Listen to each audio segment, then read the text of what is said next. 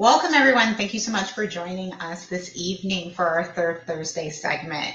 As you all know, this topic is probably quite hard-hitting for all of us, given that we have been at the forefront of this pandemic for 18 months, I think it is the last data I saw. It's been a long time, and our healthcare heroes have been working diligently to really provide services. And at the same time, they're burning out at rapid rates. So tonight's event is focusing on how to prevent that burnout and how to support all those who are on the front line doing this really challenging but so necessary work. So joining us this evening are going to be three different professionals who have been doing this work for, have dedicated their time in doing this work. One of our guests are going to pop in a little bit later. But we are going to. It's Yotam? Yeah. Oh, we have them on the phone. So all three are going to be joining us this evening. And we are being visited by, first, I'll start with Dr. Matt Cordova, who is on the phone. We'll also be joined by Dr. Christophe Gimmler. I can't hear them.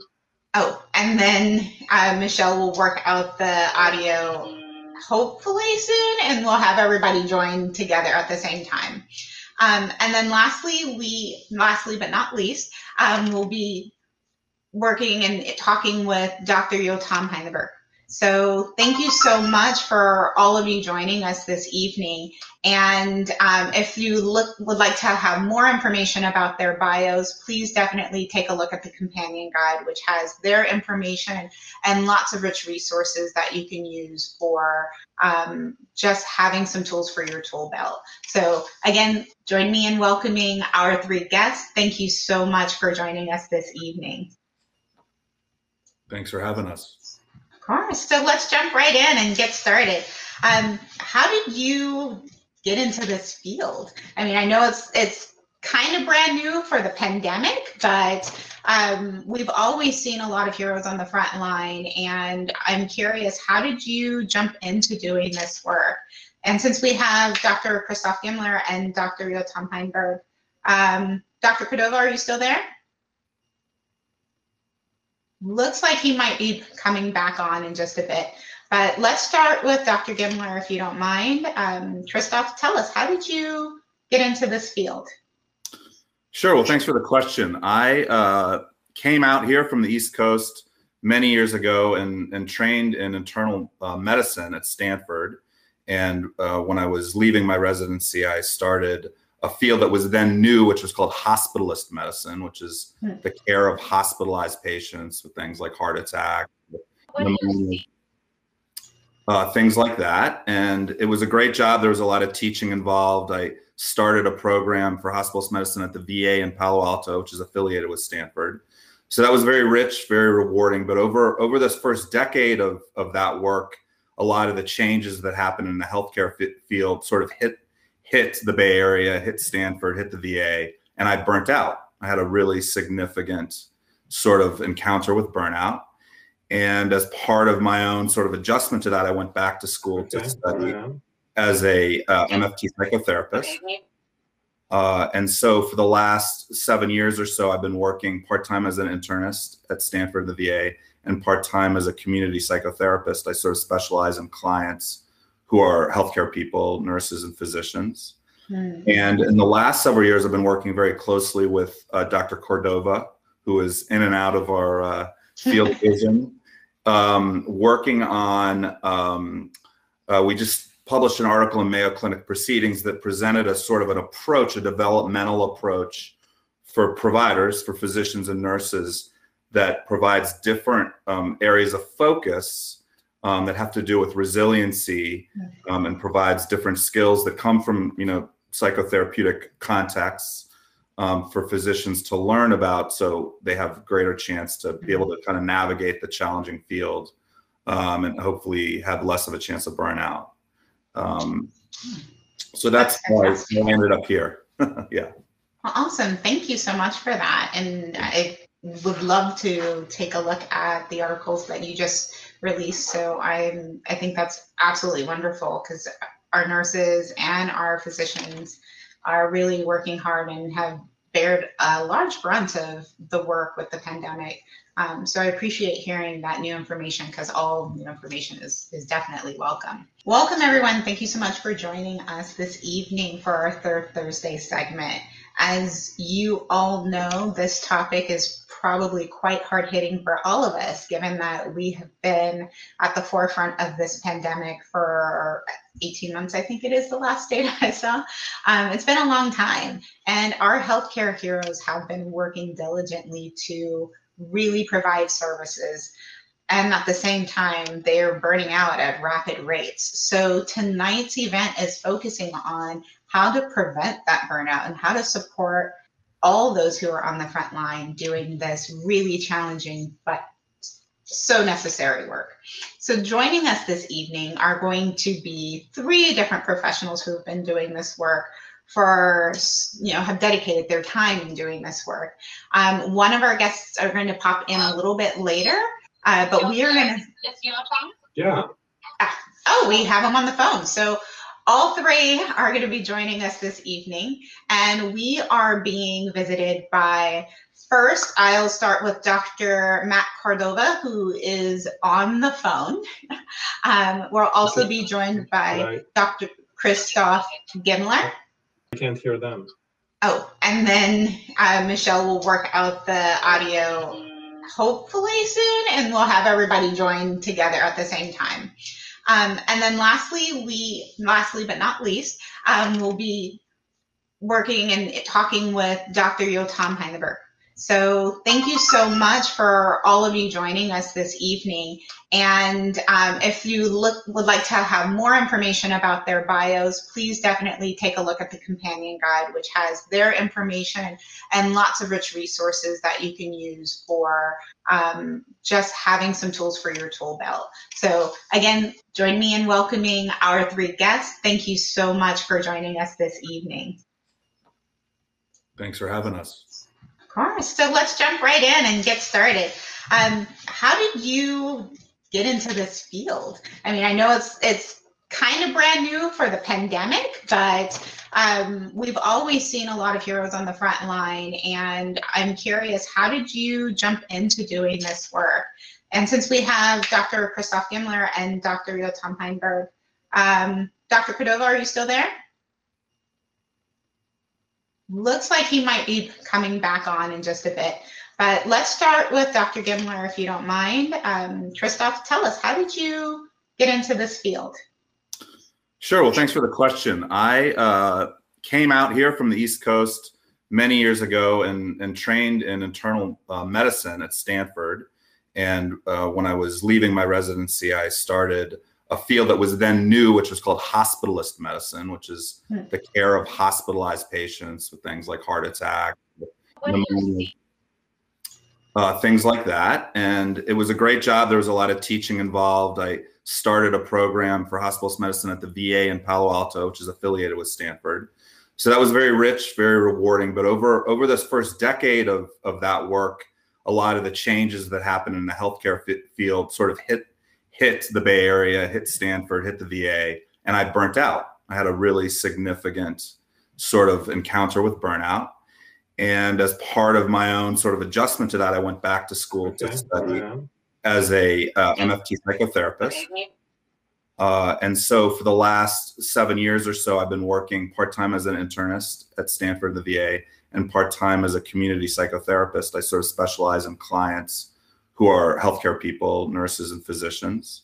And in the last several years, I've been working very closely with Dr. Cordova, who is in and out of our field vision, working on, we just published an article in Mayo Clinic Proceedings that presented a sort of an approach, a developmental approach for providers, for physicians and nurses, that provides different areas of focus that have to do with resiliency, and provides different skills that come from, psychotherapeutic contexts for physicians to learn about, so they have greater chance to be able to kind of navigate the challenging field, and hopefully have less of a chance of burnout. So that's how I ended up here. Yeah. Well, awesome. Thank you so much for that. And would love to take a look at the articles that you just released. So I think that's absolutely wonderful, because our nurses and our physicians are really working hard and have bared a large brunt of the work with the pandemic. So I appreciate hearing that new information, because all new information is definitely welcome. I do have a question for you, Christophe, in terms of, like, how did you know when you were at burnout? Because a lot of people have different points and different behaviors when they are completely burnt out. So what was it like for you? What things did you notice about yourself? Yeah, I mean, for me, it was a process that would sort of unfolded over a number of years. And, I think many of the therapists may be, familiar with Maslach's sort of research framework of cynicism and emotional exhaustion and depersonalization. So those things definitely presented themselves. I think that as there was an increase over a period of years, really, of increased patient acuity, increased chronicity. Patients would stay around longer, be more sick. There was less time for teaching, less time for talking and downtime clinically. There was less of a chance to do an excellent job. In the early years of my job at Stanford, I really felt like we were providing care that was as good as anywhere in the world, honestly. That's how I felt. And so that kind of sense of being able to work at that level sort of degraded over time and with time pressures. And so really what occurred for me was increase, my morale sort of started to drop and my energy level started to drop. It started to become harder and harder to sort of, I would be a week or two on and a week or two off, and I would sort of need more time to recover, so to speak, on the shifts I had off. And so over time, I just became more depleted, made it harder. It was harder for me to get back to sort of feeling fully charged and ready to go. It felt harder to feel like I was doing a good job, and the trainees, the medicine residents, felt like harder and harder for us all to feel good about what we were doing. There was more of a focus of just throughput. A big part also that I remember very, very clearly was, this phrase, compassion fatigue, and how we all, I think, when somebody's having trouble, we lean in, we lean towards them, we're interested, we care. And I really remember at the depths of burnout for me, I just really wanted them out of my office as quickly as possible. And it was very painful. I knew what was happening, but I couldn't do anything about it. And the last thing that I'll say that I think there's not as much research on, at least currently, is, I think many of us may have been exposed to the sort of trauma reactions, fight, flight, freeze, please. And I've really found in myself and in colleagues now over 2 decades, I've known a lot of people who've had really, significant burnout, that there's sort of these different flavors of people who get sort of agitated, frustrated, angry, that sort of flavor. There are people who withdraw into media, alcohol, other addictions. Sort of you sort of feel them distant. They're just away. They're disengaged. They're phoning it in. They're not involved. They're not engaged. Then there are people who are just carrying a lot of anxiety. They're constantly carrying a very high degree of anxiety, and you can feel it. And then there are people, especially at the VA, but in these systems, that become very acquiescent, very submissive, and sort of have no sense of, with patients or with colleagues, no sense of the capacity to confront or, to say no to somebody. And so I experienced all 4 of those flavors. They would sort of rotate. And I've noticed that colleagues of mine and clients of mine sometimes have sort of a predominant flavor in terms of how they seem to present, how they seem to sort of move as their burnout gets more significant. Yeah, I would imagine too, and definitely correct me if I'm wrong, that you might see differences in terms of where the physician or the nurse is in their work. So whether they're at the beginning of their career versus the end, as well as whether they're, in the emergency room or in a different area of the hospital. So I was just curious in terms of kind of what you noticed, were there differences?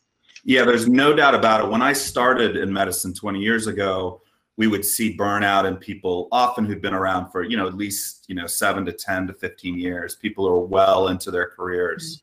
And in the last, especially 10 years, people even 5 years out, it's showing up in people much earlier in their careers.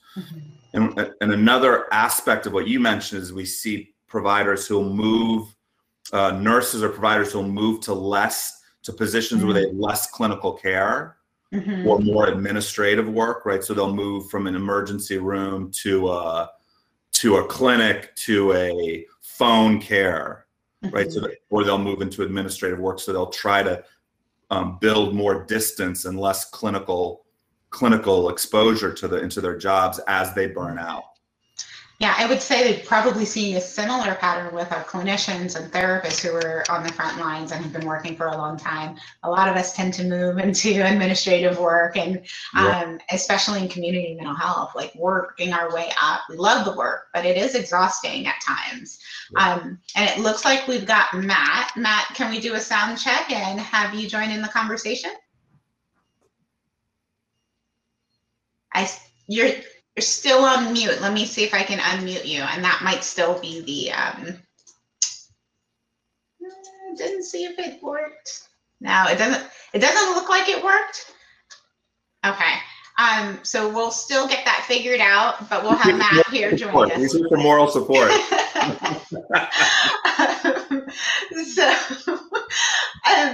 I think like one of the things that, you've talked about is that most of the folks who you've seen in terms of this long-term working relationship in the field and their burnout levels, what they do to try and kind of stem it.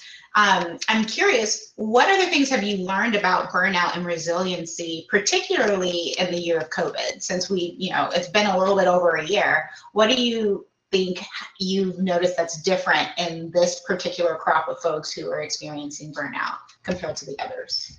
Yeah, so there's two answers. The first is what's true for most people, and we can come back to that if you want to. For COVID, there's really sort of a handful of very unique things to me that created such a momentum towards burnout. So to perhaps slightly oversimplified, physicians really are used to doing three things. They're used to working on treating people. And I think we can all recall how many months it was in COVID before there was anything that could even be, passingly termed a treatment for the disease. So for many months, probably 6 or 7 months, there was literally no treatment for the disease. So this primary way of orienting towards feeling competent, right, feeling good, and identifying as a physician there was nothing there. There were no treatments. When that fails, or the second thing, or not that it's actually second, is contact with patients, right? Right. That, because of all the barriers, because of all the wards were cordoned off, there was obviously protective gear, the ability to even see somebody's face, right? All of this, again, was taken away. Such a fundamental way of connecting and feeling like at least you're supporting somebody by being with them was taken away. And it was a dirty open secret that for physicians to don and doff the full protective gear was a massive, it could take sometimes 10 or more minutes. So it created this natural disincentive where physicians would only go to see patients if they absolutely had to. Mm-hmm. So then when all that fails, the third sort of piece, the third leg is to help orient families towards the process, the dying process. And of course, for many physicians, there was no time for that. They were too exhausted, too busy. That was given to other groups of people, right? So, and if it happened by Zoom. So that very rich process of feeling like, well, at least I'm least I'm helping the family orient towards what's happening, that was taken away. So these three very fundamental sort of professional identities, or more like professional tasks, were just taken away. And then the two novel things were that people were fired, laid off, they had to go on forced furloughs, they had to, right? So that was new. Yeah. And then the piece about feeling like they were a danger to their own families and avoiding their own families. And then finally, and to me, one of the most moving things is a lot of providers for the first time had the direct experience, whether it was true or not, of my hospital cares more about money than me. And that kind of more, I don't know if that's fair to term that a form of moral injury, but that really hit certain people, depending on where they were. So those were all, I would say, very novel and just devastating, whatever you want to call it, vulnerabilities for burnout. I mean, the pandemic definitely created a perfect recipe for burnout, right? There's so much need, not enough data, just being put in a position. And I think even for our psychotherapy clinicians, like there's a lot of anxiety already and not knowing how to navigate or even say like, hey, this is the plan here, go to this site. The CDC wasn't as helpful. So there was a lot of not knowing, and clinicians are great with helping, clients sit in that. And at the same time, they're also having to sit in it too. So it's a very different experience. And it looks like Matt wanted to chime in, and he's speaking to the inequity and the impact and the failure of the systems and the leadership. So I think that was new because everyone's flying by the seat of their pants, right? There's no guidelines to address it. Such an important point. I'm so glad Matt added that. Just so troubling for so many providers. Yeah, I think that piece that, Matt, that you bring up in terms of the inequity, I know for many of us in this line of work, there's always a desire to help and to provide the services, and we don't want to think about the dollar, but we also have to get paid. So there's a huge struggle sometimes around like just making sure that everybody has the care, and then having to either turn people away or deal with bureaucratic, paperwork to ensure payment. That can definitely create, I feel like that's its own category of burnout where it's just exhausting. Yeah. So I'm curious for the both of you, during that time, you had to come up with some ways of coping with all of this. And I'm curious, what tools did you use to cope during the COVID time that may have been different than previous years? Well, I have to say, when this question comes up, that it in our area, and I don't know how aware everybody is, San Francisco, the Bay Area, from a COVID perspective, has done better than any metropolitan area in the United States. And San Francisco, in particular, has done beyond well. I mean, they've done extraordinarily well. So the stress on most physicians and nurses in the Bay Area didn't reach a feverish pitch for more than a week or two at most throughout the entire pandemic. So I worked at a COVID clinic weekly at the VA, had a lot of friends who were hospitalists at the VA in Stanford. And, that kind of, what we saw so much on the television, happening in New York, for example, or New Orleans, or Southern Florida, for example, that really didn't constellate in the Bay Area.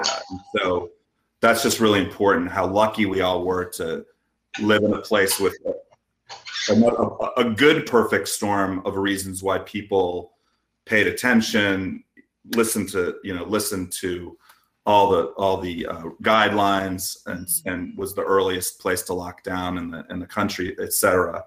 So just to say that's important. It's important to say. I think that kind of piggybacks on Matt's point in terms of leadership, right?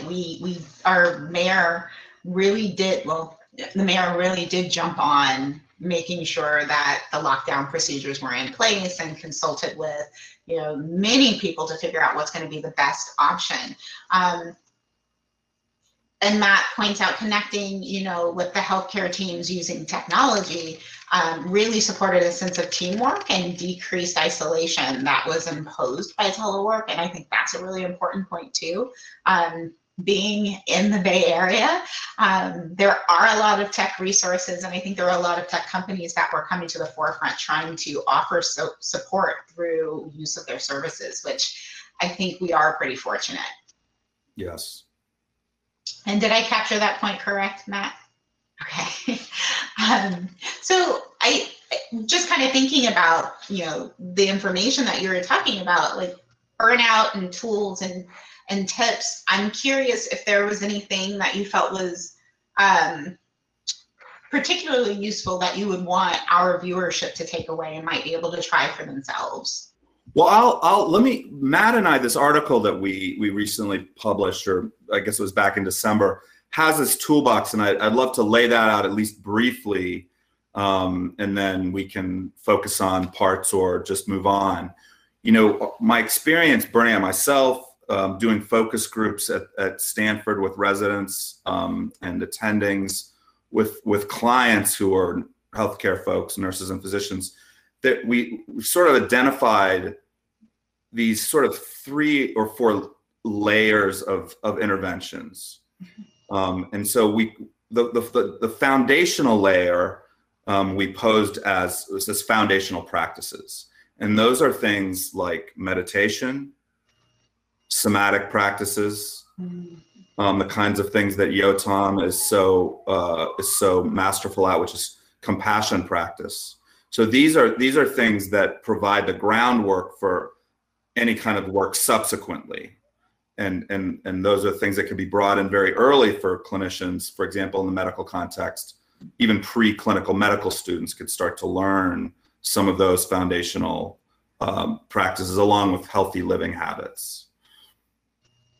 On top of that, we framed what we called intrapersonal skills that really center around emotion regulation. A good friend of Yotam's and mine, Eve Ekman, has done a lot of work with her father around, for decades, around emotion regulation and emotional, being more conscious about emotional experience and reactions. So that's a huge part that, again, that physicians have no exposure to.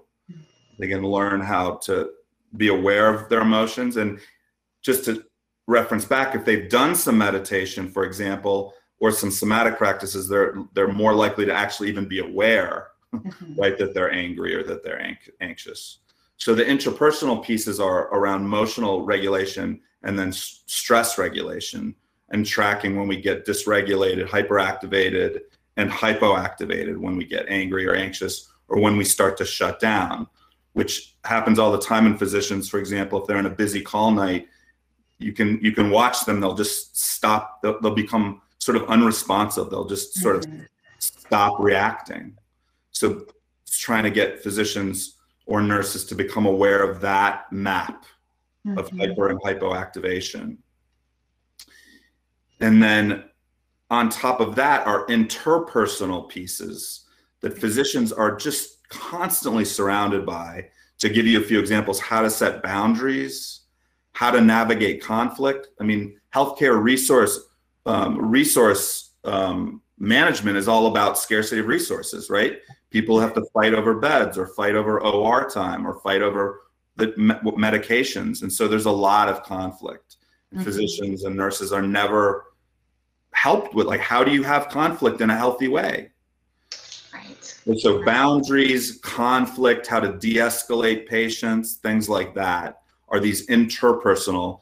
And I'm sure everybody's intuitively aware that those, unless you can be aware of your own emotional state, for example, it's going to be hard to be in conflict.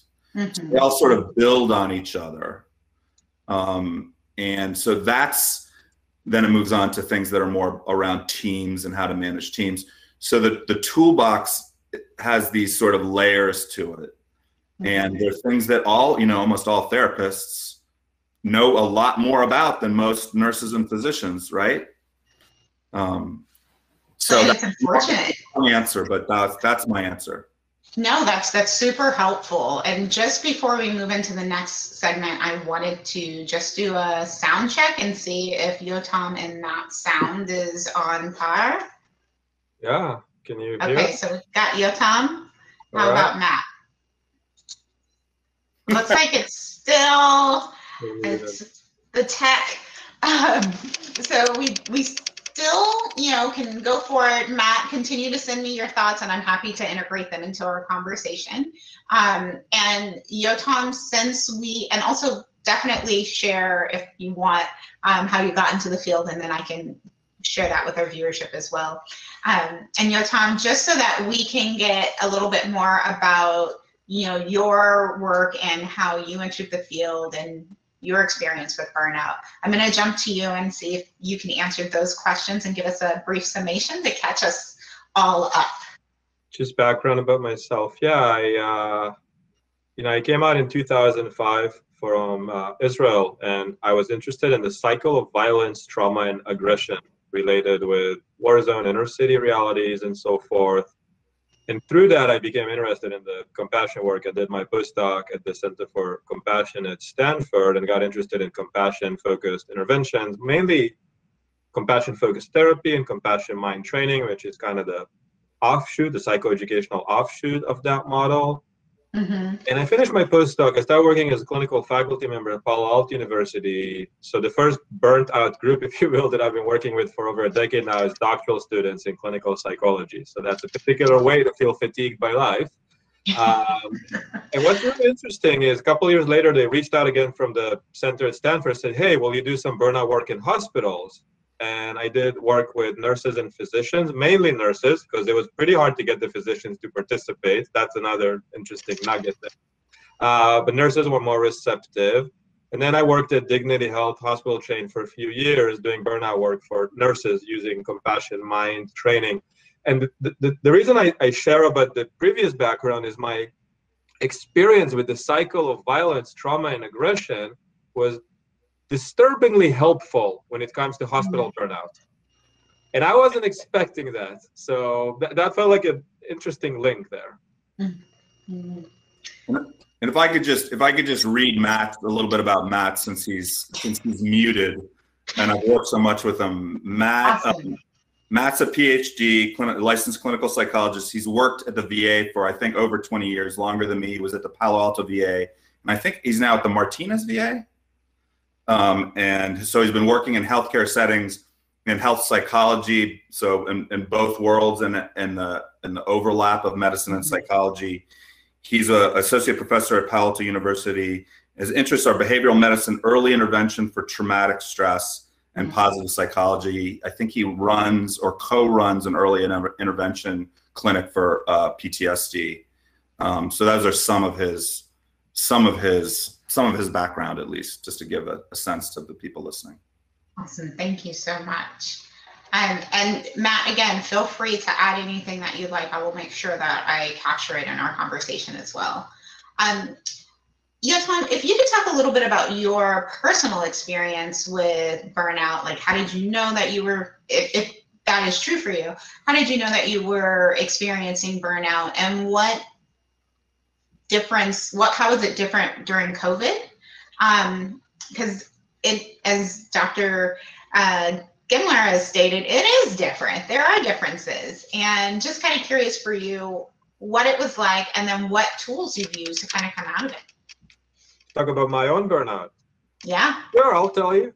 First time I thought about burnout in a serious way was during internship, and we actually had a workshop on burnout. And the workshop was divided into different nuggets. One is like looking at all the kind of symptoms of burnout that I imagine, Dr. Gimmler and Christophe spoke brilliantly about before. But then there's another nugget that looked at satisfaction. Mm-hmm. And I was maxing both burnout as well as satisfaction with what I was doing, so it's an interesting space to be. Like, I was thrilled to be able to do my internship was focused on traumatized children, some adults, a lot of trauma children. So I was thrilled to be doing it. And I basically would go home. And I think my favorite pastime was just to stare at the wall and ask, did this day actually happen? I was like, yeah. So that was internship for me. Yeah, no, during COVID, there's been a lot of work to do. And I also got involved with, starting a company that's doing online interventions around burnout and things like that. So yeah, currently I work as a clinical faculty. I have a private practice, and I'm also wanting to implement more programs for burnout called Helping the Helpers. And in the process, I'm trying to help myself, because it is indeed a lot of work, and it's stressful holding all the trauma and challenge that people bring to us. Absolutely.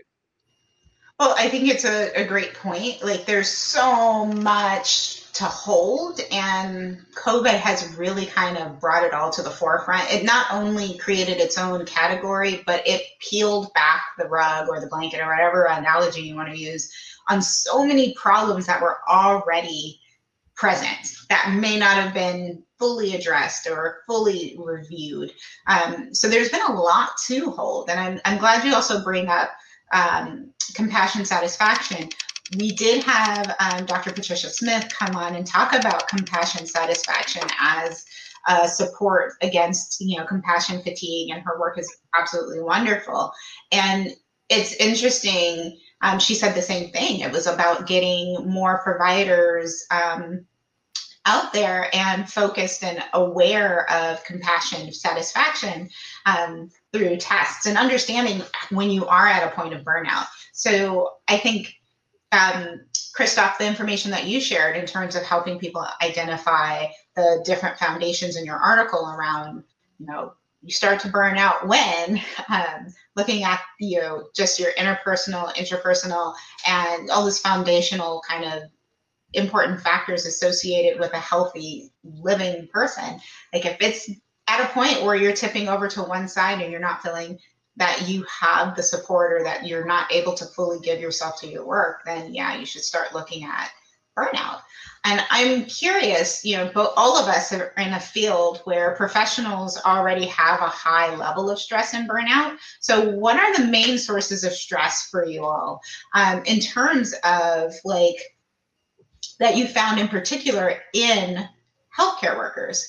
What is the biggest impact that leads to burnout? Is it turnover, patient care? Is it high caseloads? What kinds of things do you feel are your biggest contributors that you're seeing?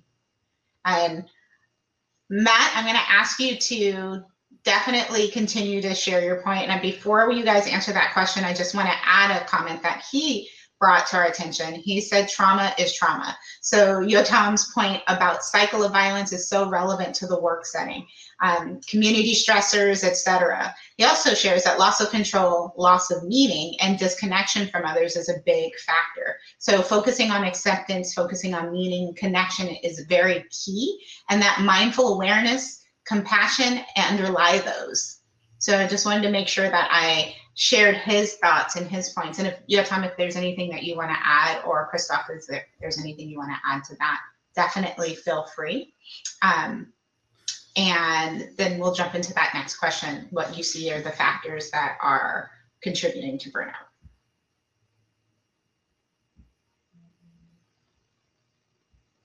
And whoever would like to go. So I'll start out with the factors thing. So there's different ways of slicing, and conceptualizing this. Stanford, because Yotam's worked with Stanford too, they came up with a pie chart probably 4 or 5 years ago that broke into 3 sectors. One was organizations and leadership. One was provider resiliency, and one they called the culture of medicine. And so I'm not going to try to be complete here, but under systems and organization, right, one thing that has gotten a lot of press is the electronic health record. Mm-hmm. And systems that are difficult, that create sort of almost perverse incentives for clinicians to lie, to say that they did X, Y, and Z so they can bill at this level, even though they didn't. And just the total proliferation of documentation. So that would be one thing under that category. The increase in just seeing how many patients you have to see in a half day. All those systems issues that are incredibly impactful. Mm-hmm. The individual piece is really interesting to me, because everybody who's listening, it's totally intuitive that there's certain people who, when you meet them, they have a lot of difficulty, you know, having a boundary and saying, no, I'm too busy, or no, you don't need Vicodin, or no, you know, whatever it might be. No, you don't need an MRI because your toe hurts. But if people have difficulty with that because of how they were raised, that really sets them up for stress or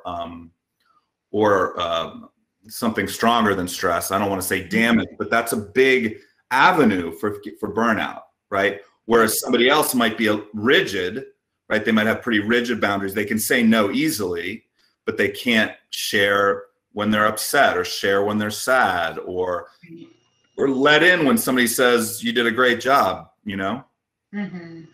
So there's this whole spectrum of different physicians, different nurses have different diatheses for, right, angry patients or unmotivated patients, or all those different types of things that some of us are really good at, others of us are not good at. And then the cultural piece is big as well. We can go into that later, or not at all. I mean, I think what you bring is really important, and like, I think we lost Yotam. It's really, you know, important to identify what those factors are that are really impacting your ability to function, because it becomes diagnostic for us in terms of the psychotherapeutic world. When you cannot function, it is basically a diagnosis. So you want to start identifying what are some of those things beforehand, right? So that you're not getting to the point where you can't do the job. But it's hard. You have to know yourself and know what it is that's causing you to burn out. Yeah, I agree. And as a therapist, I see clients in 3 states. Many physicians and nurses have significant complaints, things that that trouble them. Then there are people who are sort of unhappy, are looking to make changes, who are more motivated to engage in psychotherapy, or and then there are people who are really truly burnt out. And those people, I mean, I was in that category. It took me years to really recover. When people are fully, completely burnt out and they just don't want to work and can't work, and that's really where the time to recovery, or the resources necessary to really recover, starts to span into the years, and a lot of people don't return to medicine in a meaningful way. I think it's a really important point, like the amount of time it takes to recover, because there is always this push to produce and to do more. And burnout isn't something that you can just go take a vacation and get over it. Right. So I'm glad you're bringing up that point. Yeah. And another thing just that I've learned, I don't know if this is useful, but in any profession, when somebody's depression or, you know, serious anxiety or relationship issues are linked to their job, I've learned that there's certain people who don't respond to treatment, and sometimes it takes a while to realize that they're totally, in a sense, addicted to their job. And if that doesn't change, nothing's going to change, because it's the biggest. Like, I'm thinking about a VA patient of mine who had this really severe depression and wasn't responding to all sorts of therapy and medicines. And then we found out he worked for a very prestigious, he worked for NASA, and he was so proud of this job, and it was killing him. And so that sort of, whether it's for physicians financial, like debt, or they're just so proud to be a PhD or a physician, and they've put so much time into it, that makes it so difficult to change. I think it's important to, you know, identify that. And something that I've noticed with a lot of professionals in our arena is that the addiction to the work also helps to deny the challenges that are being experienced. Like, no one wants to feel like they're not good at what they do, and no one wants to feel like they're failing, you know, their patients or their clients. And sometimes it's not really about that. It's about making sure that you are taking care of yourself. And we've all heard the old adage, you can't take care of somebody else unless you take care of yourself. But it's very hard for folks in our profession to do that. And you know, now we're starting to see a lot more the emphasis on self-care and supporting yourself, taking care of yourself. And I think employers are jumping on the bandwagon and doing a lot better. Still a lot more work to do, but I think there are more things that they can do. And so what that brings me to is just thinking about where we are now in terms of COVID. We've got better structure, there's better leadership in terms of understanding how to actually tackle this problem. And we've got Yotam back. You want to do a sound check? Okay, great. Good to be back. It looks like we lost Matt, but Matt, if you're there, you can definitely still send your thoughts and I'll be happy to incorporate them. So I was just talking about like where we are right now in terms of the pandemic. We've got some clarity on how to tackle this particular unwieldy beast. And we have this vaccine and a lot more people are being vaccinated. I think San Francisco was like 70% vaccinated. So they reached that herd immunity point. So clinicians and, frontline workers, doctors, nurses, social workers, et cetera, are at a point where they can kind of relax and take a breath.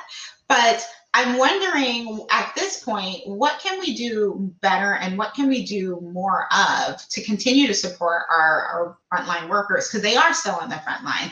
We're not out of the complete zone of coronavirus. So what do you think we should be doing to continue to support our frontline workers at this point? And Yotam, we're going to start with you. Yeah, before I disappear again. So, I'll say real quick without naming names, I'm thinking of 2 hospitals I've worked at. One of them was one of the best experiences of my life. And then the other hospital, I was invited to run the exact same program. And as I begin, 2 minutes after, one of the people raises her hand and just starts yelling at me. Happily, it was at the beginning, so I knew it wasn't me. And just said all bunch of stuff about the system, the institution, how they make them work overtime, they don't let them come in when they want, and just a lot of systemic issues. And having spent, a few years now working in hospitals doing burnout work, I'm noticing that when it doesn't feel like there's institutional support, and Christophe was talking before about the notes and all the electronic system issues, and they don't have actually opportunity to be in contact with patients that get sucked into the computers. So I think it's a bit silly for me to say this because I'd like to talk about how I'm helping with these great programs with different features and so forth and wonderful practices. But when the system is not actually holding with care the employees and creating a structure that is supportive, I think that whatever intervention we will deploy will have limited effect. So that other hospital, they were not nearly as receptive to benefit from the program that was implemented. Yeah, I would. So just to start with what Yotam said, Matt and I have learned in multiple contexts. I started a resilience course with the Stanford medical students and work with the medicine residents. And so up and down the line, there is exquisite sensitivity to this tension between the idea of like, it is not my problem, it is the system. And you're coming to me even the faintest whiff of suggesting that I'm not resilient, like add your expletive of choice.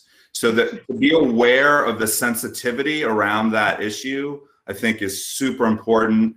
Like it's just there and it's white hot. I think that my sense is that the COVID has paused, and the space that has arisen has actually allowed a lot of clinicians to feel a lot of the stuff that they didn't get to feel. So they're not actually necessarily relaxing. There's a lot of stuff coming up for clinicians right now. I've noticed that they felt like they had to push down. And so I'm hoping that as people maybe relax during the summer into this fall and winter, that people will be more open to receiving help in whatever form, or seeking help in whatever form they are, open to. So I think that everybody being available and hopefully some physicians and nurses, more physicians and nurses will start to seek support. And what we see is that there's this incredible spectrum. You know, this is an overstatement, but older to younger physicians and nurses, the younger you get, the more open they are to therapy, the less stigmatizing it is, the more psychologically minded they are. So the younger you go, I think the more there's less defended, and they're more open and willing. And so I hope that the next 6 to 12 months, there's more people seeking care. And then the other piece is a lot of hospital budgets are crushed. Yeah. And so it may take another, I don't know, I'm not going to pretend that hospital finance is my thing, but it may take another several quarters. I'll put quarters in there. Maybe take another several quarters for places to actually have a prayer at having back some excess funds to use, because unfortunately hospitalists don't think of care for their physicians and nurses as bedrock. They think of it as, you know, if everything else is taken care of. Yeah, I think that's such a great point. And Matt also points out, you know, like, before I jump into Matt's comment, like, I think what you're pointing out, Christophe, is the fact that our model needs to shift. Instead of, you know, caring for nurses and caring for clinicians as a luxury, that needs to be at the foundation if we truly are thinking about really focusing on care, because healthcare workers are focused on healthcare, which means their health also needs to be cared for. And so Matt's comment is, you know, fighting for structural change and adequate staffing resources is going to be key. Like, that should be really at the forefront, not something that we're looking at, you know, on the back end. Also, building in support and training for emotional well-being. I couldn't, like, there's not one nurse or one clinician or anyone in a community mental health organization that has not made that argument. Like, there needs to be more support for the people who are on the front line. Matt also brings the point that we need to put more money in making space, right? So looking at how we are doing things, we want to make sure that we are reflecting that there's space to think about these things and not pushing this effort to go, produce, because there's no space or energy or anything when you're just forced to go. And he says that cultural change that normalizes emotional needs is necessary. So we need to make sure that we're putting that in the conversation and that people are actually practicing what they preach. It's not just a checkoff box, or it's like, yeah, we're going to make space and then not do it. Like, really implementing these things. And it is a structural change. And Matt, did I capture that correctly? Awesome. So, you know, really, it sounds like these are things that are happening and should be happening at multiple levels, like on a macro level and a micro level for our clinicians. Are there things that you feel like our therapists or our frontline workers need day to day that we should help people be more mindful of? For their own health, for their own health? Mm-hmm. I mean, I feel like what I see, and this may be, I don't know how people feel about this, is that mental health is being medicalized slowly. And the systems are moving in the directions that medicine started to move 20 years ago. And that people are losing chances to have supervision groups or collaboration groups or consultation groups, and these shared spaces to talk about their own process, difficult clients. I think that that's one thing I've noticed, that seems to be less and less of that allowed or supported, or certainly as a given. So that's one thing I would throw in there. Yeah, thank you. Yotam, how about for you? I think similarly. As soon as you asked this question, in my mind, the thing that came up was teamwork. And it's tragic that under stress there is friction, there is threat system activation, and there's more opportunities for friction. And I think we see this tension of competition versus collaboration through all, layers of society, and it just eats at our social fabric. And it's not about being nice, although that's nice. It's about being effective, and it's tragic. And I think what we're seeing, it's just different teams end up being against each other. The most, to me, intense and somewhat ridiculous example of that when I was in the hospitals is the mythical battle between nighttime and daytime nurses. And these are two groups where they're just, for Christophe, as a physician, you've seen that a lot, I'm sure. And it's just incredible how much animosity and the things what different groups will say about each other. When I think about my background context in social psychology, it's just in-group, out-group tension.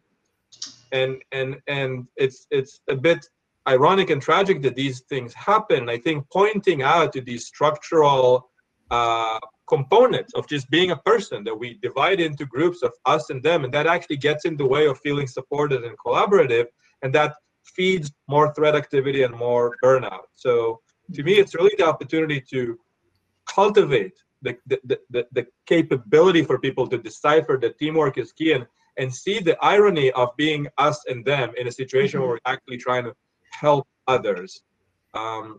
So that's really connected with what Christophe is saying, and I think some education about it is really helpful, so that people are motivated in an intentional way to connect with others as a team, as opposed to seeing them as enemies. Yeah, and if I could jump on that, it's so true. Two things.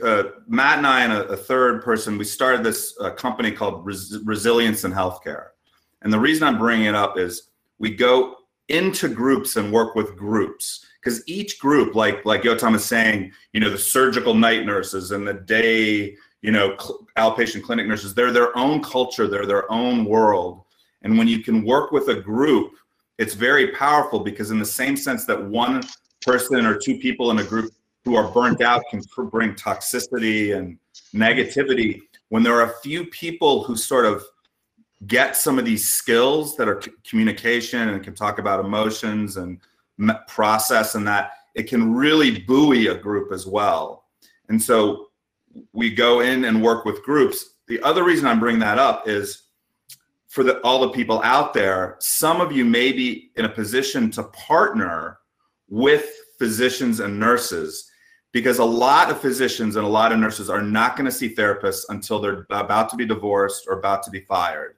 And so if MFTs, PhDs, PsyDs, if they can find nurses or physicians that are psychologically minded and go into the hospitals and clinics and teach some of this stuff, that's another whole fertile ground. I think it's really important that, you're talking about going into the work, leaning in, and making it known that you need to be expressive, you need to be vulnerable, and the whole basis under compassion work. And Matt brings up the point, how some advocates really talk about, they advocate for emotional boundaries, yet they also talk about maintaining clinical distance. And so it's that distance that can be pretty problematic, right? So it seems that it's more important to lean in with patients and stay fully present.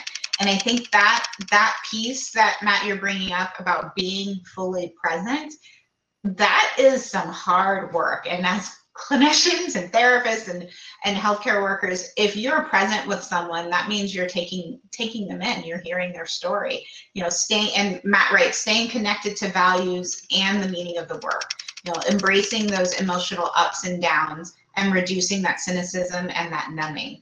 That's the core of most clinical work, right? It's leaning in, addressing the issue, and knowing that it's not going to take you down. And I can't help but go back to Yotam, your point. It's the system has to support that work. If we're doing it with, staff, if we're doing it with our patients, we also need to be able to do it in our systems with our staff and on every level of leadership. And if they're not there supporting that work within the staff and the team, then think about that trickle down effect. How intensely are you going to be doing that work with your patients? Okay. So sometimes has to be modeled, or it needs to be supported in that team effort. So I really appreciate you bringing that point and all the points that all of you have shared. As we wrap up, I just want to quickly get some final thoughts. The information that we've discussed is so poignant right now because, as Christophe pointed out, a lot of people are starting to share more of what their experience has been, and there's a lot of need to really be there to support them, to be present, as Matt has brought, our attention to. So I'm just wanting to see, are there any final thoughts that you'd like to share with our viewership on what you think is most important and most impactful for them to take away? And Matt, definitely share your thoughts. I'll make sure to integrate them. And Christophe or Yotam? Yeah, there's a lot of really good content out there. Christophe and Matt are implementing programs. I'm implementing a program. There's additional programs that are also ultimately good and helpful. I think that the notion of what is the best program is not so focused on content, but rather on structure. Like, how can we engage systemically? How can we get people to engage each other? Whether it's, we're using apps with notifications so that people remember to do the practices or engage each other, or community threads. And the other thing to say about content, people get tired, even if it's the best content in the world. You've seen it once or twice, you need more. So it's really about creating the conduits, the way that I understand it, so that people will continuously engage with fresh and helpful practices. And that really has to do with the cultural shift. First of all, it's not weird for me to sit down and regulate my emotions and physiological threat reactions by doing some breathing, or connecting intentionally with people in my team, or recognizing that being angry at somebody that seemingly is on another team in the hospital or in a clinical setting, that's actually not productive, and see that there's mechanisms of just human experience that create in-group, out-group tension. So to me, it's about educating about the need for a better structure to receive the support. And I think that's where we can get a lot of the helpfulness of the kind of programs that we're implementing. Awesome, thank you. And Christophe, any thoughts for you? I would just say that, there's a lot of cultural resistance to therapeutic concepts, going to psychotherapy, working with therapists, but that it's changing, like, slowly, but it's changing. All the financial incentives in hospitals now are away from giving physicians more time to take care of themselves. So it's going to be years and years before systems really get this. And so I would just encourage people to work with whoever they can, right? Like Yotam said, if the door is closed, go to a different door, go to a different person. There's incredible variation in leaders' sort of psychological mindedness, to use a phrase, how open and how much they get it. And also really to look for ways to partner with healthcare people to teach or to present or to deliver content. I don't know if that sounds like a high bar, but hopefully there'll be more and more of that in the coming years. Well, maybe that shouldn't be the high expectation, but the realistic expectation as we go forward. We're already seeing, and this was predicted at least for 100 years, and we were right on that mark that, there would be some sort of outbreak or something, and we didn't prepare properly for it, So I think knowing what we know now, we shouldn't find ourselves in this position in the future. We should be more prepared, and that means we should be implementing these changes early and making sure that they are in place before anything drastic happens. And also, I just want to add Matt's comment that speakers, make sure you do a tech test before the event so we can hear everyone's voices. Transparently vulnerable. Matt is modeling for us. But I want to appreciate, Matt, that you stayed present, you stayed with us, and you were engaged, and I really appreciate that. And want to thank all of our presenters, Christophe and Yotam for taking the time to talk with us about this important topic and really helping us to identify some things and tools that we can use with our clinicians, with our clients, and to maybe also just make sure we're doing on ourselves so that we can continue to do this fruitful work that we're doing. So with that, I will bid you all adieu. Thank you so much for joining us, and I look forward to connecting with you in the professional realm. Thank you so much. Thanks for having me. It was really Thank cool. you. All right. All right. So as our participants exit out, I just want to thank you all for attending and spending your evening with us, and let you know that there are things that are going to be happening after. Definitely check out the chair yoga with Emma. Great opportunity to definitely unwind and to, you know, just kind of get into that intrapersonal work that Christophe talked about. And then also, if you intend or would like to definitely network and connect with others, feel free to hop over into the networking tab and continue that networking afterwards. Definitely, if you're interested in TogetherWell, click on their website, and Michelle has also put information about TogetherWell in the chat, so that way you can learn more about the wonderful workshops that are upcoming. And if you're interested in being doing your own workshop or being a facilitator, definitely check them out. They're a great, fantastic resource. We do have our calendar up on the TogetherWell website, so definitely take a look to see what events will be coming down the pipeline. And as always, we look forward to having you joining us for all of our Third Thursday events. We hope that you've been able to take some wonderful information away and can use it in your own practices. Thank you so much for your time. You all have a wonderful evening. Take care.